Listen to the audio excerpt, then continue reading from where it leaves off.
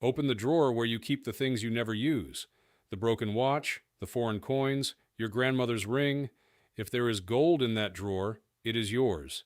Nobody is going to knock on your door about it. For 41 years, that was not true. There was a stretch of American history, not the frontier, not the colonies, but a stretch that ended inside the lifetime of people watching this, when holding gold coins in a drawer was a federal crime. Not a tax matter, not a licensing issue. A crime, with a fine that would run to $250,000 in today's money, and a maximum sentence of 10 years. And it was not a technicality nobody enforced. The government set a deadline, printed the notices in the newspapers, and told every citizen in the country to bring their gold to a bank and hand it over. Most of them did. Here is the part that I think is the real story, and it is not the confiscation. When you carried your coins into that bank, the government paid you for them. A fixed price set by law. $20.67 an ounce. That was the deal.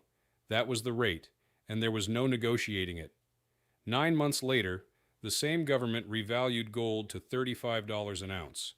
The people who obeyed the law were paid one price in the spring, and by the following winter, the metal they had handed in was officially worth about 70% more, and they were legally barred from buying any of it back. We will do that arithmetic properly later, all the way down to what it cost one family with a tin in the closet, because the total at the top is a number I had to check twice. If you were born before 1975, you were born in a country where owning gold was illegal. So how does that happen? Not in a coup, not under occupation, but in peacetime America, signed by a president who had been in office for 1 month and accepted by a population that mostly went along with it? We are going to read what the order actually said, because it is shorter and stranger than you would expect. We are going to stand in the banking collapse that made it thinkable. We are going to meet the New York lawyer who told his bank to give his gold back and got indicted by a grand jury that took 18 minutes to decide. And we are going to follow the thing that should never happen to an emergency measure. It stopped being an emergency and stayed anyway for 4 more decades. Because this is not really a story about gold. It is a story about what a government does when it decides that something you own is standing in its way. Let's open the vault. To understand why anyone cared, you have to understand what a dollar was, not what it represented, what it was. Before 1933, American paper money was a claim check. Look at a gold certificate from that era, and it says so on the face. In plain English, this note is payable to the bearer in gold coin on demand. Not backed by, not related to, not pegged to. Payable. You could take the paper to a bank, slide it across the counter, and the teller was legally obliged to hand you metal. And people did. Gold coins were not an investment product kept in a vault by specialists. They circulated. The $20 gold piece was a real object that passed through real hands. Heavy, about an ounce of it, warm from somebody's pocket. A working man might see one at Christmas. A shopkeeper kept a few in the till. It helps to hold the thing in your mind properly. A double eagle is about the width of a modern half-dollar and roughly twice the heft, and the weight is the part people always remark on when they pick one up for the first time. It does not feel like money, it feels like a tool or a stone. And $20 in 1932 was about a week's wages for a man in a factory, assuming he still had the factory. So this was not an heirloom locked away for grandchildren. This was a week of your life, in your hand, in a form that could not be printed, could not be voted on, and did not care what any bank in the country did next. So the relationship between a citizen and the dollar was different in a way that is genuinely hard to feel now. Today, when you hold a $100 bill, you are holding a promise that the note will be accepted by other people. That is all. It is a social fact. In 1932, when you held a $20 bill, you were holding a receipt for something specific in a specific vault that you could go and collect. The dollar was not the value. The dollar was the paperwork, which means that when Americans got frightened, and they were about to get very frightened, they had somewhere to run. They could convert the paperwork into the thing itself. That escape hatch is the whole reason this story happens.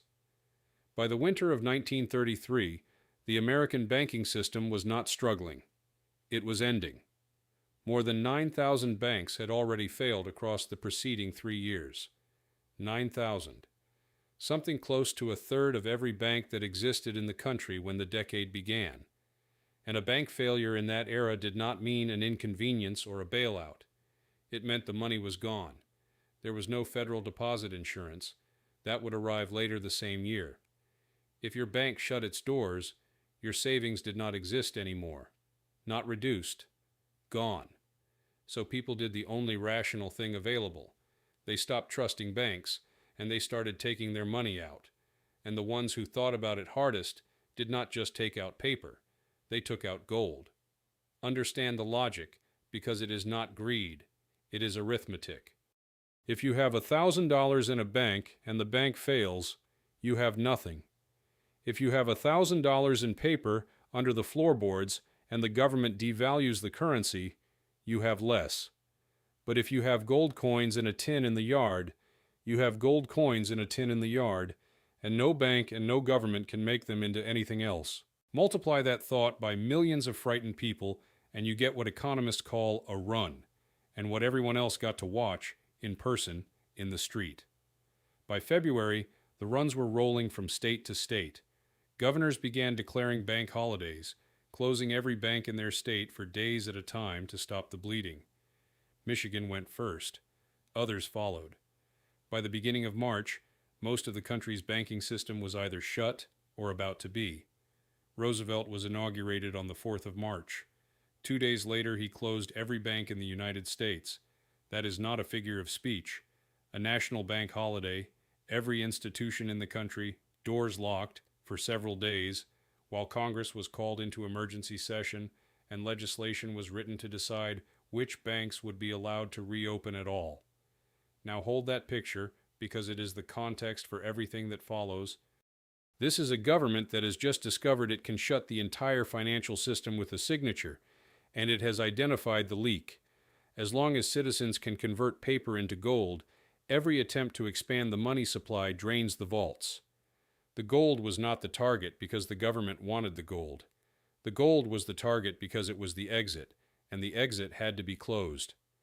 On the 5th of April, 1933, 1 month and 1 day into his presidency, Roosevelt signed Executive Order 6102. The exact wording matters here because the popular version of it is both softer and harsher than the real thing. The order forbade what it called the hoarding of gold coin, gold bullion, and gold certificates within the continental United States. Every person and every business holding them was required to deliver them to a Federal Reserve Bank or a member bank. The deadline was the 1st of May. 26 days. That is what an American had between reading about this in the paper and being in violation of federal law. Under a month to find whatever gold was in the house, get to a bank, and hand it across the counter. The penalty is printed in the order itself: a fine of up to $10,000, or imprisonment for up to 10 years, or both. $10,000 in 1933 is somewhere around $250,000 today, for keeping coins in a drawer. Now the exemptions, because they matter, and they are usually left out. You are allowed to keep gold coin and gold certificates up to a total of $100.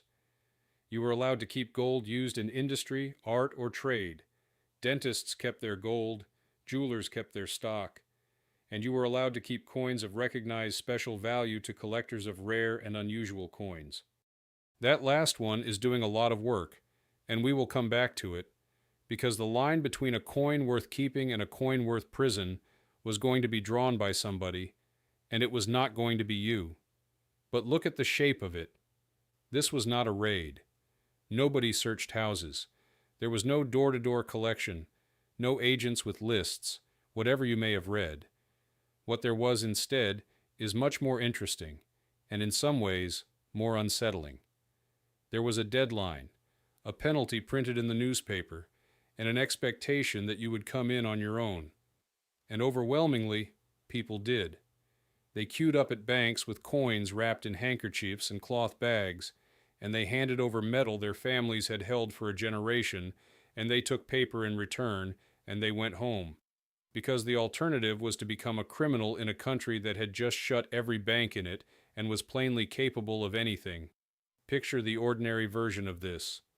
Not the dramatic version, the ordinary one, which is worse.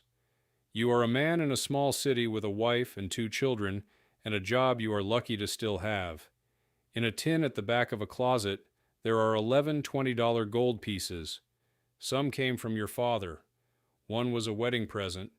2 you bought yourself in a better year, on the specific theory that if everything went wrong, they would still be worth something. Everything has gone wrong, and they are now the reason you could go to prison. So you sit at the kitchen table and you do the sums.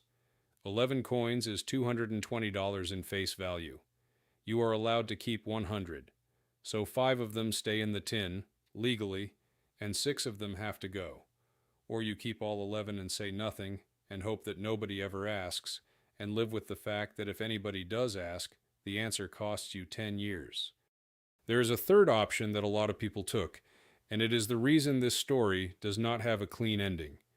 You keep the coins, you tell nobody, and you simply stop mentioning gold for the rest of your life. Some of those tins stayed buried for decades. Some of them were found by grandchildren clearing out houses in the 1980s, by which time the whole thing was legal again, and the finder had no idea why grandfather had never said a word about it. Now the walk to the bank. Because whatever you decided it at that table, on your own, with nobody watching. No official came to the house. There was a date in a newspaper and a number printed beside it, and a man in a kitchen doing arithmetic about his own father's coins, and then the counter, which is where the private thing turned public. In a small city, the teller was not an official. He was a man you knew, from your church, from the next street, someone whose name you would say out loud if you saw him on a Saturday. You slid 6 gold pieces across to him. He weighed them, and counted them, and wrote out a receipt, and handed you $120 in paper, and both of you conducted yourselves as though this were an ordinary morning's business. Nobody kicked a door. That is what makes it stay with you. The whole thing was carried out by polite people being decent to each other, at a counter, on schedule. And the collector exemption turned into exactly the mess you would expect. If a rare coin was legal and a common coin was not, then the value of your gold now depended on whether an official agreed that your coin was interesting. Dealers, collectors, and ordinary people spent years in the gray area of that sentence. Some of them were right. Some of them found out they were wrong in a courtroom. Before we go further, we need to deal with the picture that is probably already in your head because it is the version most people carry, and it is wrong. The popular memory of this goes something like, federal agents went house to house. They searched homes. They drilled open safe deposit boxes and took what they found. Men in hats turned over mattresses looking for coins. That is not what happened. And I want to spend a minute on it because the false version is genuinely everywhere, and the true version is worse. There was no house-to-house collection. There was no national search. If you had 11 gold coins in a tin in a closet in Ohio, the federal government did not know they existed. The safe deposit box story in particular is a fabrication, and it can be traced. There is a passage that circulates online, and has since the late 1990s, claiming that every safe deposit box in the country was sealed and could only be opened with a government agent standing there to inspect the contents. It reads convincingly, it is invented, and it gives itself away, because it says the agents were looking for gold and silver was not restricted in 1933 at all. Whoever wrote it did not know that. What the actual paperwork says is close to the opposite. When the banks were shut in March, the Treasury issued regulations under the emergency proclamation, and those regulations told the banks that they could allow their customers free access to the safe deposit boxes and safes rented to them. Free access. It is written down. So hold both facts at once, because together they are more unsettling than the myth. The government could not find the gold in your closet, and it got it anyway. Partly it got it the way we have already described, by publishing a date, printing a penalty beside that date, and then waiting. No enforcement capacity is required when the enforcement happens at the citizen's own kitchen table. A raid produces resistance. It produces a story, a neighbor who saw it, a photograph in a newspaper. A deadline produces a cue.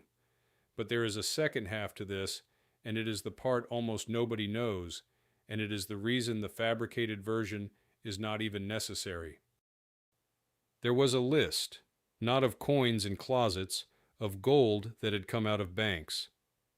On the 8th of March, 4 days into the new administration, the Federal Reserve Board wired all 12 reserve banks and asked them to prepare something specific: the names and the addresses of every person who had withdrawn gold since the 1st of February and had not put it back. Read that back to yourself. Names and addresses. And the way that list got built is the detail I cannot get past. The reserve banks turned to the member banks, and the member banks turned to their own records, and many of them handed over their customers. The man who wrote your name down was not a federal agent. He was your banker. He had your address because you had given it to him. Those lists moved. When the Bureau of Investigation opened files on gold hoarding, the files began with a letter enclosing a list of suspected hoarders, supplied by the local Federal Reserve Bank. So nobody searched your house. Somebody just asked the institution that already knew everything about you, and the institution answered. And it worked before the order was even signed. By the 10th of March, the New York Times was describing the people arriving at the reserve banks to give their gold back, agitated on the way in, received courteously, and leaving with an evident air of relief. Relief. They were not being arrested. They were being processed, politely, by people in suits.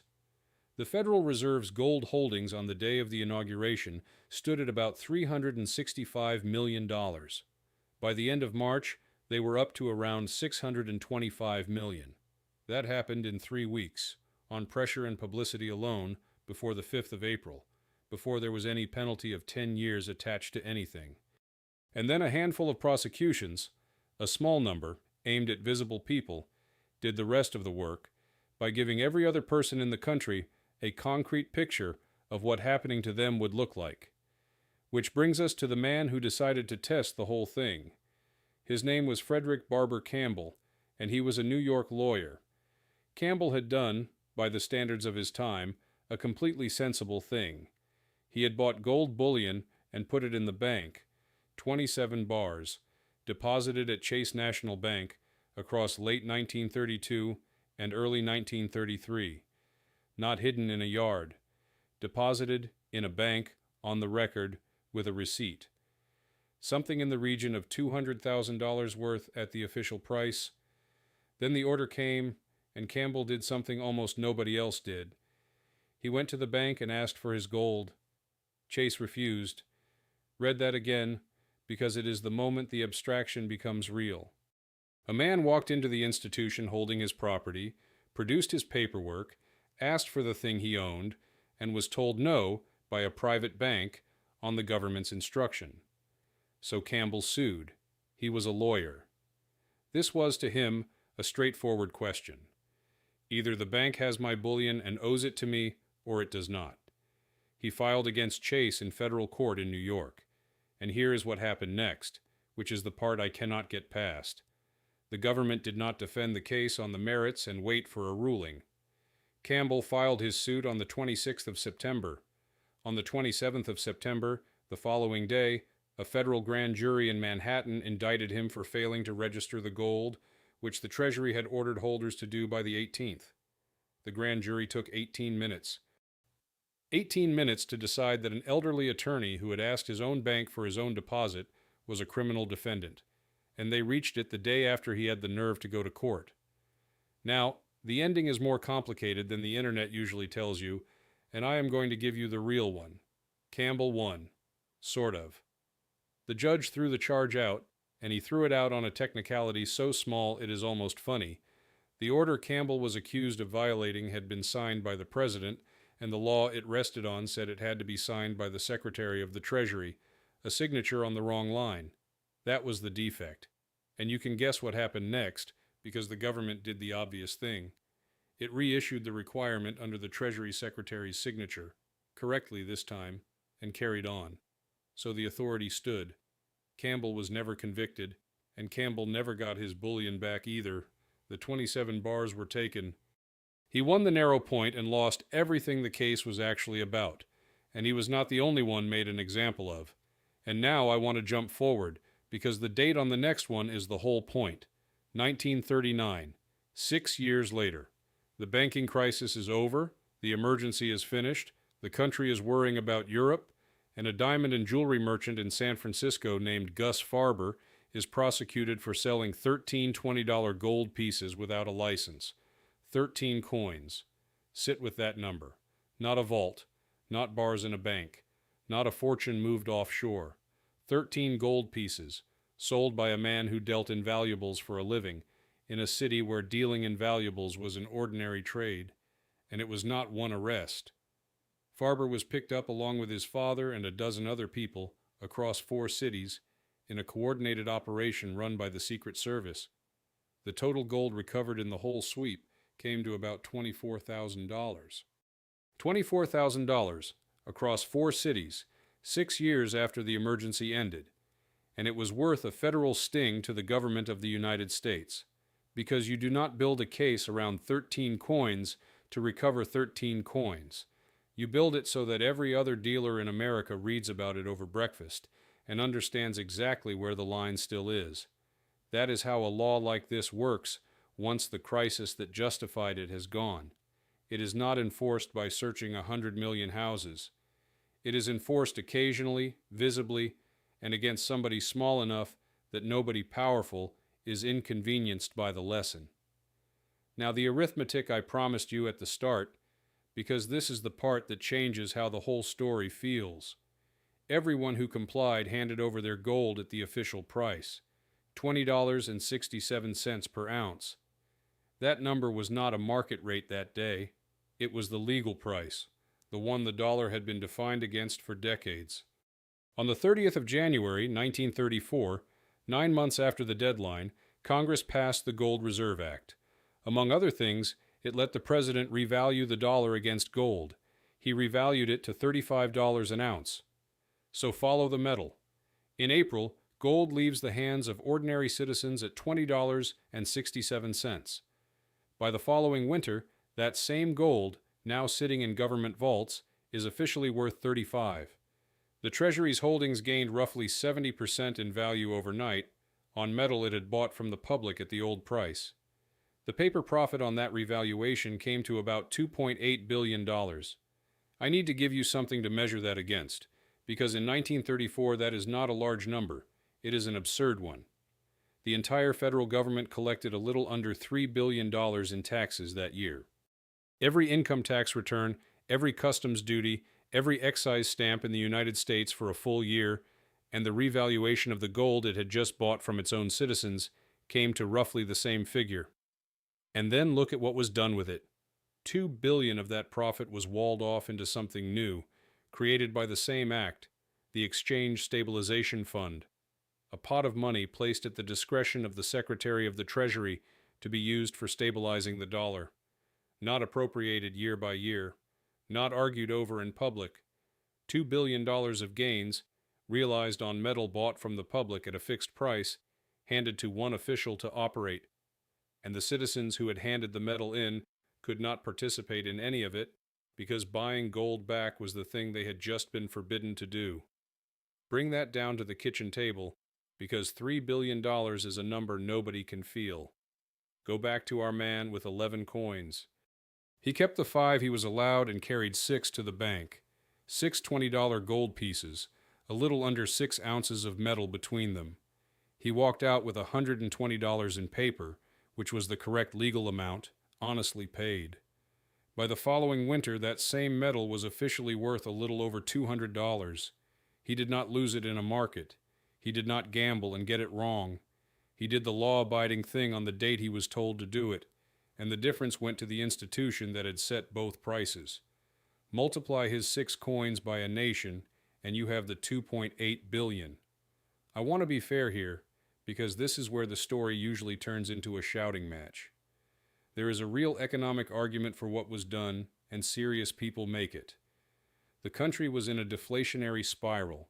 Prices and wages were collapsing, and devaluing the dollar against gold was one of the few levers available to stop the fall. Many economists credit it with helping to end the worst of the contraction. That is not a fringe position, it is the mainstream one. But both things are true at once. The policy may well have worked, and the way it was financed was by buying an asset from the public at a fixed price, making it illegal for the public to hold that asset, and then marking the asset up by 70% while it sat in the vault. You can believe the medicine was necessary and still notice who paid for it. Here is where the story stops being about 1933. Everything you have heard so far was justified as an emergency, a banking collapse, a deflationary spiral, a system 3 days from stopping. Emergencies end. This one did not. The gold went in 1933. The Depression eased. Then there was a world war, and the war ended too. Then there was a post-war boom, the longest stretch of prosperity in American history, suburbs and highways and full employment. And through all of it, an American citizen still could not own gold. Not in 1940, not in 1950, not in 1960. A boy of 8 when the order was signed could grow up, fight in a war, come home, buy a house, raise children of his own, and watch them leave home, and never once in his adult life be legally allowed to hold a gold coin that was not a collector's piece. The rules stopped being about a banking panic and became simply the way things were, which is what happens to emergency powers. They very rarely get repealed. They get inherited. It outlived the man who signed it. Roosevelt died in 1945, and the order kept going for another 29 years without him. And there is one more detail, which turns the whole thing sideways. Through those decades, foreign governments could still do the thing Americans could not. Under the post-war monetary arrangement, a foreign central bank holding dollars had the right to bring them to the United States and convert them into gold at the official rate. That was the deal that held the system together. So read the situation plainly. A finance ministry in Paris had a claim on American gold. A man in Ohio, whose father had handed his coins across a counter in 1933, did not. The right to turn paper into metal had not been abolished. It had been taken from citizens and left with governments. That asymmetry ran for a quarter of a century, and nobody had to defend it in public because almost nobody knew it was there. What eventually killed it was not a change of heart about civil liberties. It was that the underlying system fell apart on its own. Through the post-war decades, the dollar's link to gold ran through an international arrangement rather than through your pocket, and by the early 1970s, that arrangement was breaking. In 1971, the United States ended the convertibility of dollars into gold for foreign governments too. The tie was cut at the top. Once that was gone, the ban on citizens holding gold had nothing left to protect. There was no longer a vault it could drain. It still took 3 more years. And when the end finally came, look at how it came, not as a Civil Liberties Act. Not as an apology or a reckoning or a debate about what had been done to a generation of savers. The right of Americans to own gold was restored by a line inside an appropriations bill for foreign development aid. Public Law 93-373. A bill with no name that anybody remembers. It was signed in August of 1974 by Gerald Ford, less than a week into the job, a man who had not been elected to it in the weeks after Nixon resigned. And it took effect on the 31st of December. Hold those 2 signatures next to each other. Banned by a president 1 month and 1 day into his presidency, in the middle of the worst financial panic in the country's history, with the whole nation watching. Unbanned by a president less than a week into his, as a clause in a foreign aid appropriation, with nobody watching at all. 41 years, 8 months, and 26 days from the stroke of Roosevelt's pen to the day it stopped being a crime. So step back and look at what actually happened. A country in genuine crisis identified a real problem. As long as citizens could turn paper into metal, the government could not do the thing it believed would save the economy. That is not paranoia. That is a correct diagnosis. Its solution was to make the metal illegal. 26 days notice, 10 years maximum, $100 you were allowed to keep. Most people complied. The one man who took his bank to court over it was indicted the following day in 18 minutes and lost his bullion anyway. And the government that bought the gold at one price revalued it at another and kept the difference. Then the emergency ended, and the rule stayed for another 4 decades. That last part is the one I would keep. Not the confiscation, the duration. Because the confiscation at least had an argument behind it, and you can weigh that argument and come to your own conclusion. What has no argument behind it is 1955. Or 1968. Nobody was defending the vaults from a run in 1968.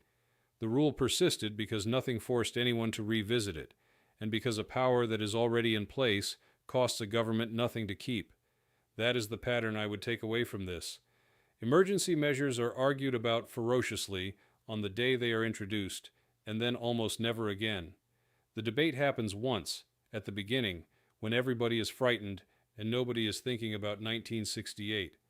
So here is my question for you. What is on the books right now that was introduced for a crisis that ended years ago? And who exactly is supposed to notice? Tell me in the comments. I read them.